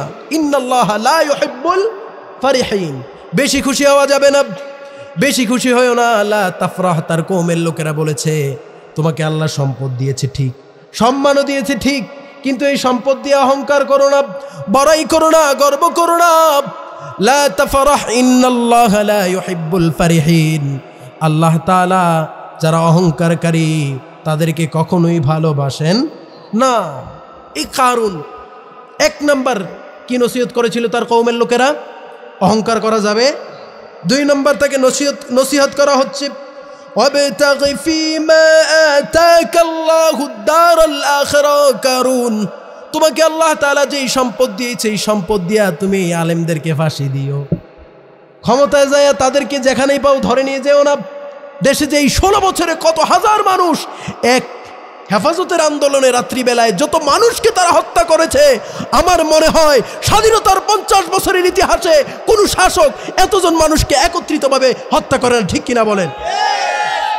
এমন মানুষ, এমন জালেম, এমন জুলুমবাজ বাংলাদেশে আবার মানুষ চায় তারে? চায় না? যদি চট করে ঢুকে যায় আমরাও চট করে বাইরানি শুরু করবো। সাবধান। এজন্য আল্লাহ তাআলা বলছেন ওয়াবতাগি ফীমা আতাকাল্লাহুদ দারাল আখিরা। তার কওমের লোকেরা 2 নম্বর নসিহত করছে, ও কারণ তোমার সম্পদ তুমি আল্লাহর রাস্তায় খরচ করো, যাকাত দাও বেশি বেশি। মুসা আলাইহিস সালাম যখন বলছে ও কারুন আমার চাচাতো ভাই যাকাত দাও, কারুন বলে যাকাত আর কেমন আসবে? কিছুক্ষণ পরে মুসা আলাইহিস সালামকে বলে আচ্ছা ঠিক আছে তুমি হিসাব করে কালকে আমাকে জানাও। হিসাব করে জানানো হচ্ছে যাকাতের মাল আসছে কতটুক জানেননি? 1 লক্ষ উট। কয়টা? লাখ বা এরকম সামথিং কিছু, বেশি বা কম। এমন যাকাত আসার পরে হ্যাঁ কয় আর তুমি তো আমার ক্ষমতা নেওয়ার, আমার সম্পদ লুটায় নেওয়ার চিন্তা করতেছো, এই সুযোগ আর দেয়া হবে না। এ কথা বলার পরে এ কারণ হারুন আলাইহিস সালাম এবং মুসা আলাইহিস সালামকে ফিরাইয়া দিলেন। এর জন্যই তার কওমের লোকেরা বলছে যাকাত দাও, ওয়াবতাগি ফীমা আতাকাল্লাহ আদ-দারাল আখিরা, আখিরাত তালাশ করো। এজন্য আমাদের সমাজে বহু মানুষ এমন আছে তারা যাকাত দেয় না। এমন লোক আছে না নাই? কম না বেশি? যাও যাকাত দেয়, লুঙ্গি কি দেয়? লুঙ্গি যায়, সেরা কয় যাকাতের লুঙ্গি আসেনি। দোকানে যায় বলে না যাকাতের লুঙ্গি আসেনি, জাকাতের শাড়ি আছে না শাড়ি? আপনাকে কে বলেছে জাকাতের শাড়ি আর লুঙ্গি দেওয়ার জন্য? দেখেন ওই লোক যে ব্যক্তিকে আপনি লুঙ্গি দিচ্ছেন বাড়িতে যায় দেখেন ওনার বাড়িতে 10টা জাকাতের লুঙ্গি। উনি লুঙ্গি দিয়ে কি শাক রাইন্দা খাইব মিয়া? আমাদের সমাজে বহু লোক সিরিয়াল ধরে ধরে দাঁড় করায় একটা একটা লুঙ্গি আর একটা একটা শাড়ি ধরাই দেয়। এমন আছে না নাই? জাকাতের মাল এমন করা যাবে? সম্পদ আপনি তার হাতে উঠাইয়া দেন, সম্পদ তার হাতে উঠাইয়া দেন। বহু মানুষ তারা লুঙ্গি আর শাড়ি দিচ্ছে, আপনি লুঙ্গি আর শাড়ি দিয়া নাম করার দরকার নাই, গোপনে সে যেন জানতেও না পারে আমি জাকাত খাওয়ার উপযোগী। আমার কাছে এসে বলবেন দেন আপনাকে কিছু হাদিয়া দিলাম, হাদিয়া খান। জাকাতের টাকা এটা বইলাও দিবেন না, এটা বলে দেওয়াও নিষেধ। এভাবে বইলা দিয়েন না, কারণ আমারে যদি কেউ জাকাতের টাকা দেয় একটু একটু মনটা কেমন কেমন লাগবে না মনটা? এ কারণে জাকাত আপনাকে হাদিয়া দিলাম এভাবে দিবেন আপনারা। এ কারুনের কওমের লোকেরা বলছে, কিন্তু কারুন জাকাত দেয় নাই। 1 নম্বর নসিহত অহংকার করো না, খুশি হয় না। 2 নম্বর নসিহত ওয়াবতাগি ফীমা আতাকাল্লাহ আদ-দারাল আখিরা। রব্বুল আলামিন তোমাকে যেই সম্পদ দিয়েছেন সেই সম্পদ দিয়ে তুমি আখিরাত তালাশ করো। 3 নম্বর বলছেন ওয়ালা তানসা নাসিবাক মিনাদ দুনিয়া, তুমি দুনিয়ার কারণে আখিরাতকে ভুলা যায় না, দুনিয়ার কারণে আখিরাতকে ভুলা যায় না। এরপরে বলছেন ওয়া আহসিন কামা আহসানাল্লাহু ইলাইক। রব্বুল আলামিন তোমার উপরে যে ইহসান করেছেন, তোমাকে সম্পদ দিয়েছেন, অনেকেই সম্পদ দেয় নাই। ওয়া আহসিন কামা আহসানাল্লাহু ইলাইক। রব্বুল আলামিন তোমাকে যেভাবে ইহসান করেছেন তুমি ঠিক তদ্রূপ মানুষের মাঝে এমনভাবে ইহসান করো, এমনভাবে ইহসান করো। সাবধান, মানুষের উপর জুলুম আর নির্যাতন করিও না, জুলুম আর নির্যাতন করিও না। 3 নম্বর, 4 নম্বর, এরপরে 5 নম্বর বলছে উপরের গুলো মানো আর না মানো। আল্লাহ তাআলা লাস্ট নসিহত কোরআনের ভিতরে করছেন, যেটা তার কওম তাকে বলছিল ওয়ালা তাবগিল ফাসাদ ফিল আরদি ইন্নাল্লাহা লা ইউহিব্বুল মুফসিদিন। অহংকার করো, বেশি কইরো না। তোমার যদি মনে চায় জাকাত দিলা না, দিও না, এটার জন্য আখিরাতে ধরবো। উপরের 4টা গুণ আল্লাহ তাআলা বলছেন, এগুলা তুমি মানলেও পারো, না মানলেও এটা তোমার ব্যক্তিগত বিষয়, কিন্তু এটার হিসাব করা হবে, হিসাব নেওয়া হবে। কিন্তু লাস্ট যেই গুণ ওয়ালা তাবগিল ফাসাদ ফিল আরদ, সাবধান, টাকার কারণে কিছু কুলাঙ্গার দিয়া আমাদের দেশের অবস্থা, আমার রাষ্ট্রের অবস্থা, আমার দ্বীন আর ইসলামের ক্ষতি করবা না, এই নসিহত করে দিচ্ছেন। এরপরে আল্লাহ তাআলা বলছেন, ইন্নাল্লাহা লা ইউহিব্বুল মুফসিদিন, আল্লাহ তাআলা কখনোই ফাসাদকারীদেরকে ভালোবাসেন না, কখনোই ফাসাদকারীদেরকে ভালোবাসেন না। এই নসিহতগুলো করছে। এখন আল্লাহ তাআলা ওই গুহায়, মনে আছে তো কথা, মনে আছে না? বিশ্বনবী এখন কোথায়? আমরা চলে যাব ওই যে নাজদে, আমরা চলে যাব, রাসূল যেখানে আছেন সেখানে চলে যাব। এখন রাসূল আছেন কোথায়? গুহায়। নাজেল করছেন কে? আল্লাহ। এখন কারুনের কথা বইলা বলতেছি, ইয়া রাসূলুল্লাহ, সব আবু জাহেল, আবু লাহাব, উতবা সাহেব সব সম্পদশালী আপনার বিরুদ্ধে লাগছে, আপনি টেনশন করিয়েন না। কারুনের অবস্থা কেমন হয়েছিল? কারুনের অবস্থা আল্লাহ তাআলা বলছেন, বিশ্বনবী আমাদেরকে জানায় দিয়েছেন, যখন জাকাত দেয় না, মুসা আলাইহিস সালাতু ওয়াস সালাম তারা জাকাত দেওয়ার জন্য অনুরোধ করছে। এক বেশ্যা নারী মুসার পেছনে লাগায় দিল। যখন মুসা আলাইহিস সালাম এমনভাবে মাহফিল করছে, এক মেয়ে এসে বলতেছে মুসা চরিত্রহীন। নাউজুবিল্লাহ। কই কেন? কই আমি তার প্রমাণ, আল্লাহ তাআলার এই জিনিসটার সহ্য হয় নাই। তার কওমের লোকেরা বলছে, ও কারুন, তুমি তারে সাজায় আনছো, তোমার অবস্থা বেশি ভালো। আল্লাহ তাআলা এমন সময় কারুনের সব সম্পদ ধ্বংস করে দিয়ে কারুনকে মাটির নিচে দাবায় দিয়েছেন। ও নবী মুহাম্মদ, উসবা উলিল কুওয়া, তার সৈন্য সংখ্যা বেশি, তার ক্ষমতাও বেশি, পাওয়ারও বেশি, তার সম্পদ বহন করার লোকও বেশি, সম্পদের চাবি অনেকগুলো, সেগুলো মানুষগুলো বহন করে। আপনি চিন্তা করিয়েন না যে রব কারুনরে মাটির নিচে ডাবায় দিয়েছে, আমি রব আবু জাহেল, উতবার সাহেবাকে মাটির নিচে ডাবাইতে পারবো? এটা মনে করিয়েন না। আপনি ফেরাউনের মতো ক্ষমতাধর নাই, নমরুদের মতো ক্ষমতাধর নাই, কারুনের মতো ক্ষমতাধরকে আমি ডুবাই দিয়েছি। আপনি কি মনে করছেন আমি আবু জাহেল এমনি ছাইরা দিব? রাসূল কান্না করছেন। আল্লাহ তাআলা নিজেই কোরআনুল কারীমের ভিতরে বলছেন, ও নবী মুহাম্মদ, আপনি টেনশন করিয়েন না, আপনি ভয় পাবেন না। ইন্নাল্লাযী ফারাদা আলাইকাল কুরআন লারাদ্দুকা ইলা মাআদ। ও নবী মুহাম্মদ, আপনাকে তার আপনার জন্মভূমি থেকে মদিনায় পাঠিয়ে দিচ্ছেন, আপনি ভয় পায়েন না, ঘাবড়ে যায়েন না।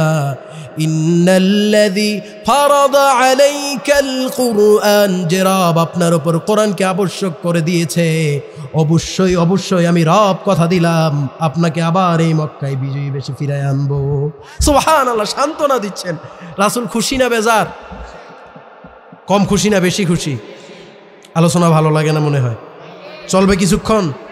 সময় তো হয়ে গেল প্রায় 1.5 ঘন্টার কাছাকাছি। ছেড়ে দেব ইনশাআল্লাহ কিছুক্ষণের মধ্যে। হুজুর কোথায় আছে? কথা হয়েছে হুজুরের সাথে? আপনাদের মেহমান যার জন্য আপনার অপেক্ষমান, আসন্ন হুজুর আসছে। এখন আল্লাহ রাসূল সাল্লাল্লাহু আলাইহি সাল্লাম সূরা রাসূল আকরামের উপর নাযিল হয়ে গেল। বিশ্বনবী এবার চলছেন কোথায়? মদিনার পথে। মদিনার আউস এবং খাজরাজ গোত্রের লোকেরা সবাই রাসূলকে স্বাগত জানার জন্য বসে আছে। কি জানার জন্য বসে আছে? স্বাগত জানানোর জন্য বসে আছে।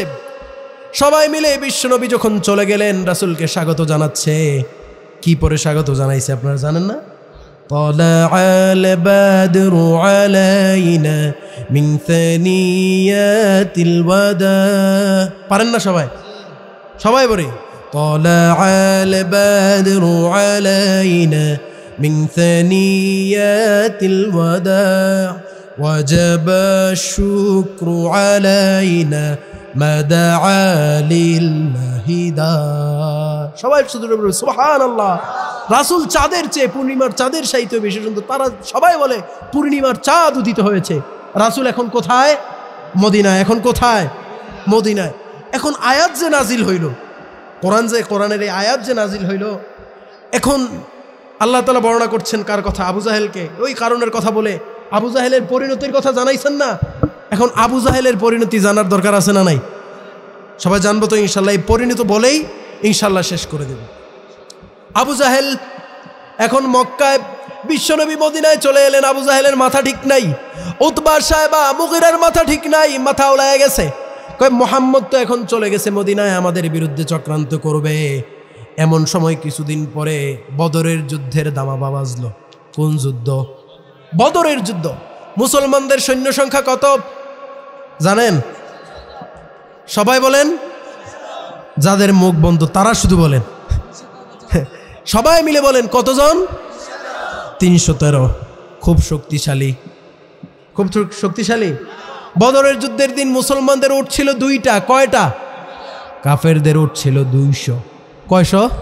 200। কাফেরদের ঘোড়া ছিল 60টা, কয়টা? বদরের যুদ্ধের দিন কাফেররা শক্তিশালী না? রাসূল কত বুদ্ধিমান ছিলেন বদরের যুদ্ধে, তাদের সৈন্য সংখ্যা কত এটার জানার জন্য রাসূল আকরাম সাল্লাল্লাহু আলাইহি ওয়াসাল্লাম এক রাখালকে ধরলেন। ও রাখাল, আচ্ছা বলো তো, এই যে তোমরা যে দেখছো একজন লোক এখানে অবস্থান করতেছে, তারা সংখ্যায় কত হবে? বলতেছে, আমরা তো মূর্খ সুরুক্ষ মানুষ, তেমন কিছু বুঝি না, লোক সৈন্যর সংখ্যা এটা আন্দাজ করার মতো না। বিশ্বনবী হতাশ হয়ে গেলেন। কিরে, লোক সংখ্যা জানলে না একটু কেমন কি একটু প্রস্তুতি নেওয়া যায়, ঠিক না?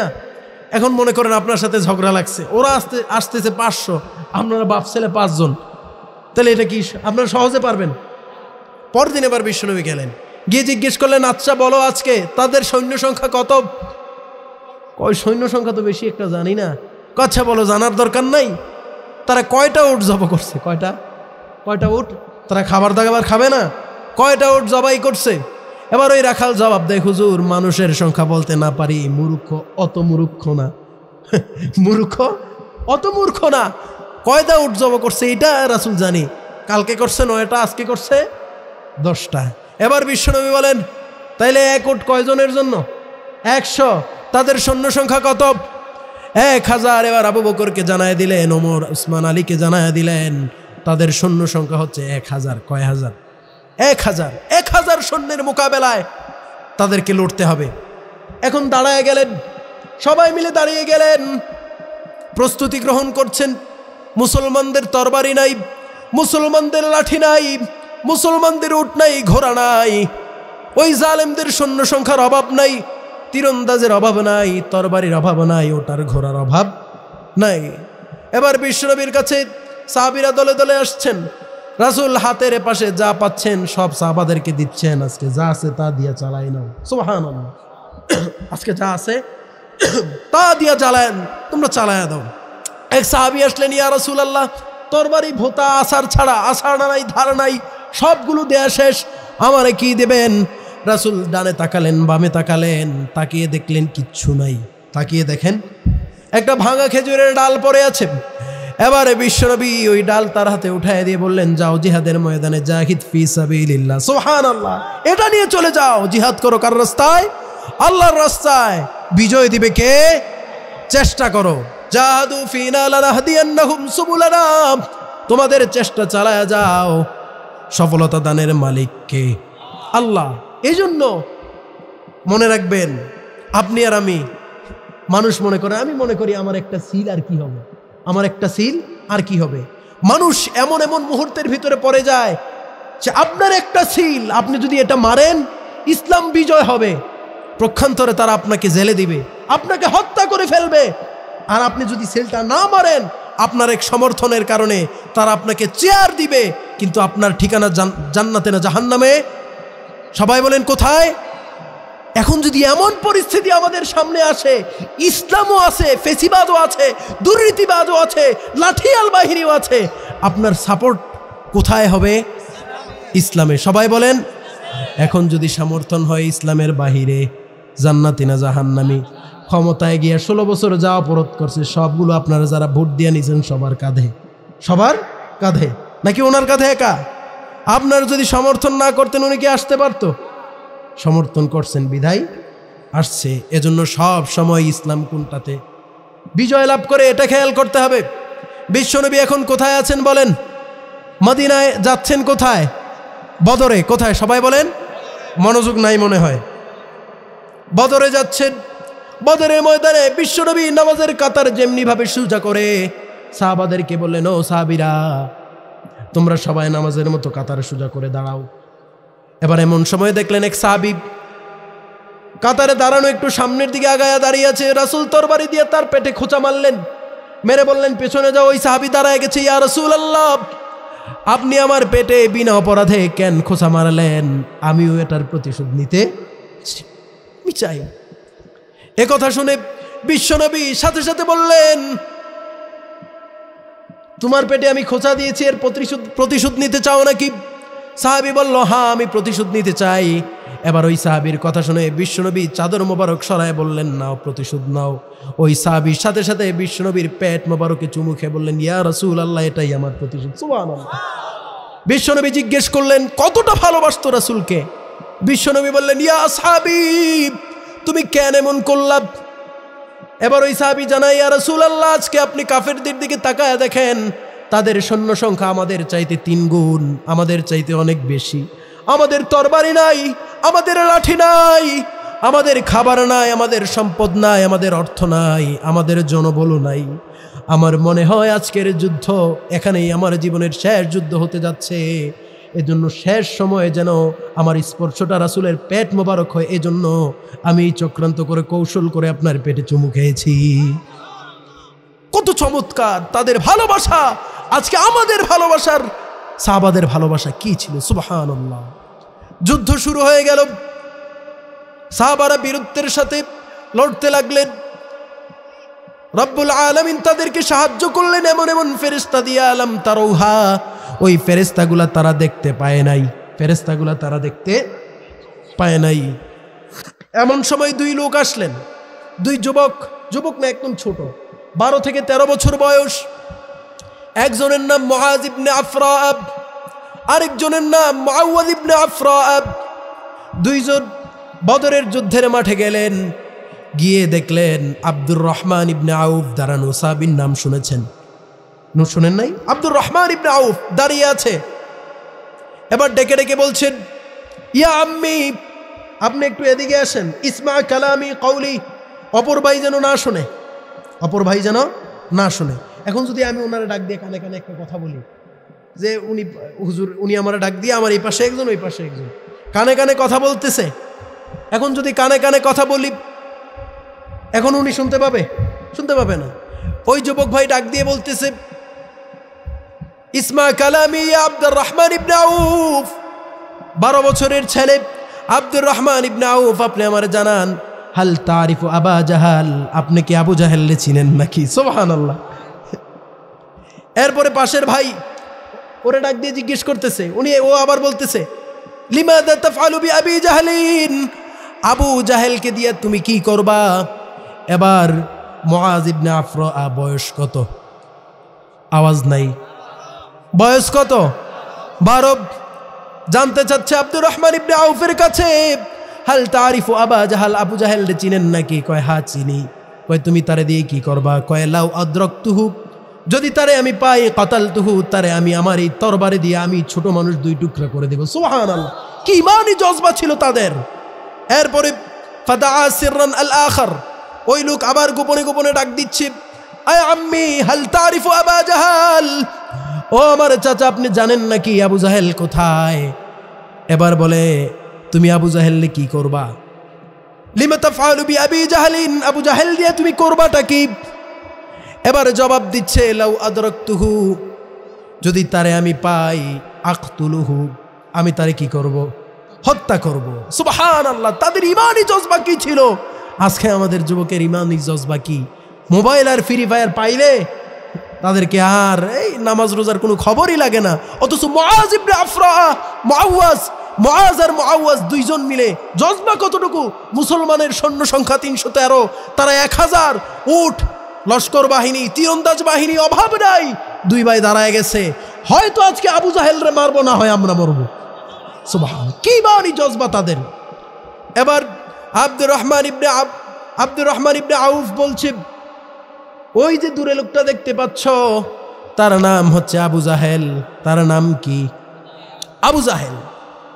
আবু জাহেলকে দেখানোর পরে ফাহাজামু আলা সাখরা কাসসাখরা, তারা বাজ পাখি যেমন ঝাঁপায়া পড়ে, 2 জন আবু জাহেলের উপর ঝাঁপায়া পড়লো। 2 জন আবু জাহেল এমন ভাবে আবু জাহেলের উপর ঝাঁপায়া পড়লো, আবু জাহেলের পায়ের ভিতরে এক কোপ মারছে। এমন সময় আবু জাহেলের পুত্র নাম তার ইকরামা। নাম কি? আবু জাহেলের পুত্র নাম তার ইকরামা। ইকরামা এবার এসে দেখে তার পায়ে একটা কূপ মারলেন, মুআজের পায়ে। মুআজের পায়ে কূপ মারার পরে মুআজ উঠে দাঁড়াতে পারে না। মুআজ ইবনে আফরা দেখলেন কাটা পা নিয়া সে আর চলতে পারে না, তরবারি দিয়ে আঘাতও করতে পারে না।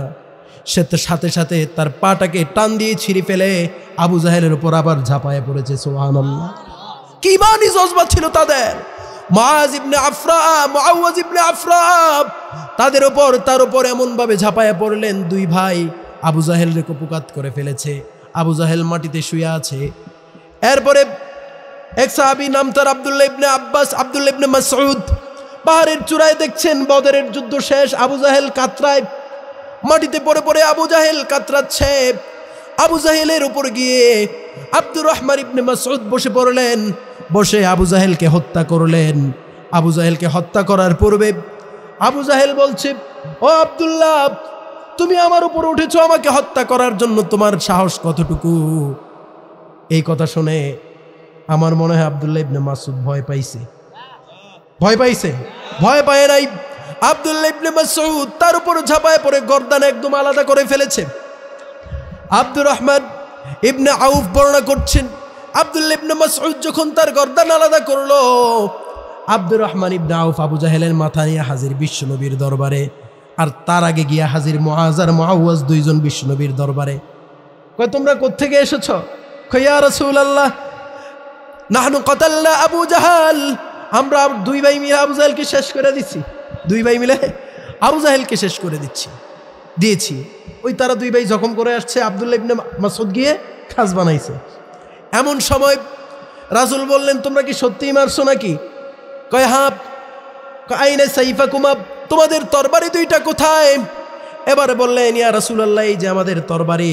তাকায় দেখলেন তরবারির ভিতরে রক্ত লাগা। সুবহানাল্লাহ, তরবারির ভিতরে রক্ত লেগে আছে। বিশ্বনবী এবার ঘোষণা দিয়েছেন, কিলাহুমা কাতালাহু, তোমরা দুই ভাই মিলে আবু জাহেলকে হত্যা করেছো। সুবহানাল্লাহ, দুই ভাই, তাদের ইমানি জজবা, ইমানি তেজ কতটুকু ছিল। সুবহানাল্লাহ, সুবহানাল্লাহ। এ রাসূল শুয়ে আছেন কোথায়? সবাই বলেন না কোথায়? মদিনায়। মদিনায় যেতে চাই তো চাই না? কত দূর মদিনার পথ, উহুদের মাঠার কত দূর, কত দূর মদিনার পথ, উহুদের মাঠার কত দূর, তায়েফের গ্রাম আর কত দূর, কত দূর রাসূলের রওজা বলো, কোথা সেই বেলালের আজানের সুর, কত দূর মদিনার পথ, উহুদের মাঠার কত দূর, তায়েফের গ্রাম আর কত দূর, কত দূর রাসূলের রওজা বলো, কোথা সেই বেলালের আজানের সুর, কোথা সেই বেলালের আজানের সুর।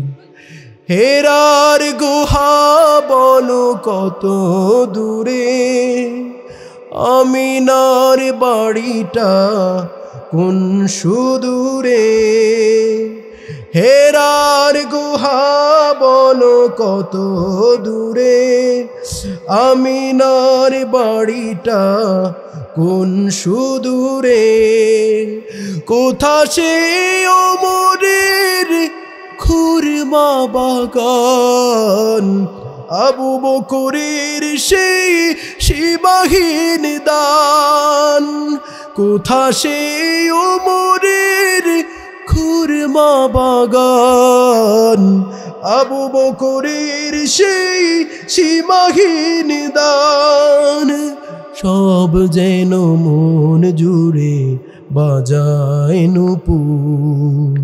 কত দূর ওই মদিনার পথ, উহুদের মাঠার কত দূর, তায়েফের গ্রামার কত দূর, কত দূর রাসূলের রোজা বলো, কোথা সেই বেলালের আজানের সুর।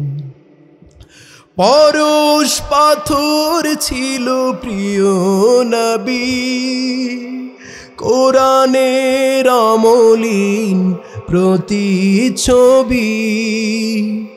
পরশ পাথর ছিল প্রিয় নবী, কোরআনের আমলিন প্রতিচ্ছবি। মুমিনের জীবনের বাঁকে বাঁকে বদরের সেই স্মৃতি আজও ডাকে। মুমিনের জীবনের বাঁকে বাঁকে বদরের সেই স্মৃতি আজও ডাকে। সব যেন মন জুড়ে বাজায় নূপুর। কত দূর ওই মদিনার পথ, উহুদের মাঠার কত দূর, তায়েফের গ্রামার কত দূর, কত দূর রাসূলের রোজা বলো, কোথা সেই বেলালের আজানের সুর, কোথা সেই বেলালের আজানের সুর, কোথা সেই বেলালের আজানের সুর। সবাই পড়ি আমিন। রাসূলের রওজায় যেতে চাইতো, রাসূলের রওজায় যে যাইতে পারল না, তার মতো হতভাগা আর কেউ। বিশ্বনবী বলেছেন, মান যারা কবরি ওয়াজাবাত লাহু শাফাআতি, যে ব্যক্তি আমার রওজা একবার জিয়ারত করলো, ওয়াজাবাত লাহু শাফাআতি, তার জন্য আমার শাফাত ওয়াজিব হয়ে যায়। সুবহানাল্লাহ। এজন্য মদিনায় আমরা অনেকেই যাইতে পারি না। আল্লাহ তাআলা যেন আমাদের সবাইকে মদিনায় যাওয়ার মতো তৌফিক দান করে। সবাই পড়ি আমিন।